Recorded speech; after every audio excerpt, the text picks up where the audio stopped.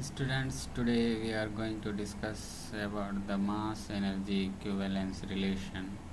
So here we see from definition, we know that the particle of mass m moving with velocity v by the applied force F, since the increment of kinetic energy is equal to the work done on that particle, then here means change in increment in kinetic energy is equal to work done. As we know, the increment in kinetic energy is equal to the work done on that particle. So from definition here we see dk, change increment in kinetic energy, means change in kinetic energy is equal to work done. So work done is equal to F into dx, and we know that force is equal to change in momentum with respect to time. Force is equal to change in momentum upon dt, means with respect to time. And here we put the value of F as dp upon dt, so it will become dp upon dt into dx. Now as we know that change in displacement upon time, dx upon dt is velocity. Change in displacement is velocity, so v it will become v into dp, and then after v d we can write here p is equal to mv. Momentum is equal to mass into velocity. Then after v is equal to m dv plus v dm. Mv is differentiated here in u into v form, then it will become v m dv plus v dm is equal, after multiplication this term will be mv dv plus v square dm. Suppose this is equation number 1. Then after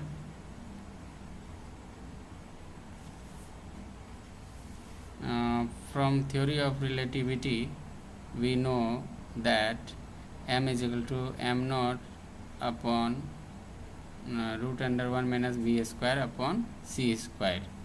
Then after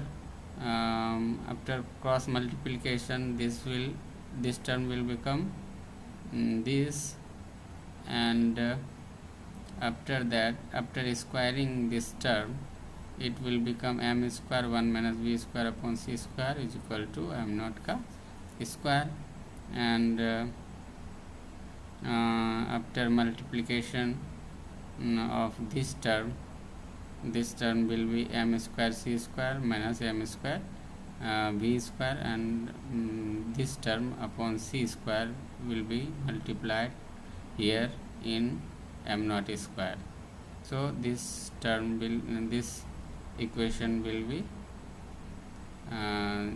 written like this, and after that, after differentiating this term we get 2mc square dm. Here c is constant, so m square is differentiated here, then it will become 2m dm, and c square is constant. And after that, this term is this both term is variable m and v, so here we can differentiate it in u and v form. So here m b square is taken outside and m square is differentiated, then this term will become 2m dm and v square is taken outside, and then after m square is taken outside and v square is differentiated, then it will become 2b dv.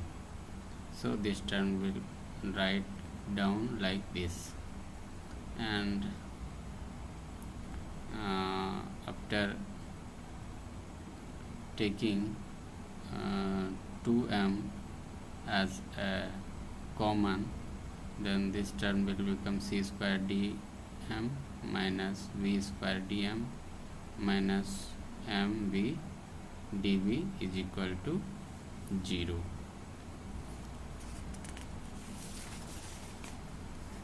And now c square dm is equal to v square dm plus mv dv. This is equation 2. And after comparing equation 1 and 2, we get here this is equation 2, this term, and in equation 1 this term is equal. So we can write here,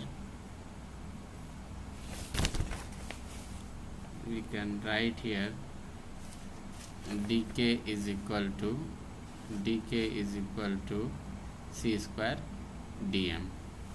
Now integrating this equation, we get k integration from m0 to m c square dm.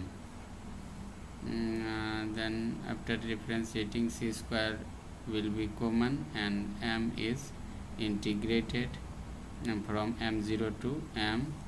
This can be written as k is equal to c square m minus m naught, and this will become mc square minus m naught c square. Then after we know that rest energy is m naught c square, and total energy is equal to potential energy plus kinetic energy. So here we can write the E is equal to mc square minus m naught c square, that is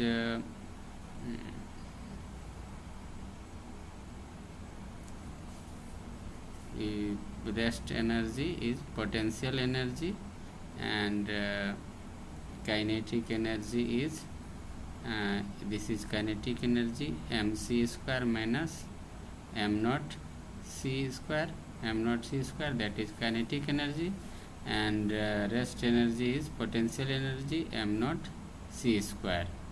Then after writing this, m naught c square and m naught c square will cancel out, and after cancelling we can write the equation here, E is equal to mc square, and this is the equation we want to